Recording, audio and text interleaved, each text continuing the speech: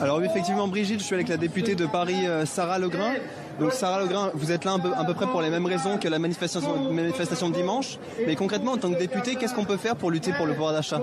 Alors déjà, je suis là pour apporter tout mon soutien avec l'ensemble de mes collègues de la France Insoumise et de la NUPES de façon générale à tous les salariés qui sont aujourd'hui en grève pour leur pouvoir d'achat et notamment pour la hausse des salaires.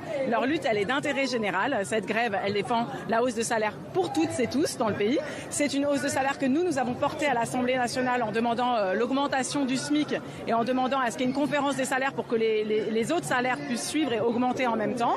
Alors, nous n'avons pas pu faire passer ces amendements en juillet dernier, mais nous sommes toujours là. Nous pensons qu'il y a besoin de la pression de la rue et de la grève pour obtenir cette hausse des salaires. Et nous avons aussi d'autres propositions comme le blocage des prix, etc.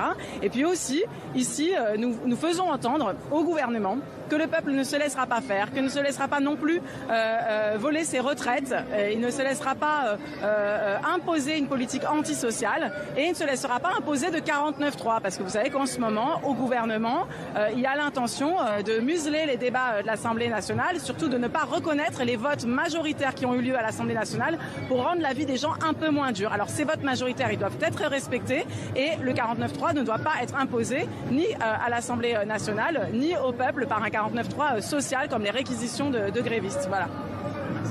Donc on était avec la députée Sarah Legrain qui va rejoindre juste après l'hémicycle pour les questions au gouvernement.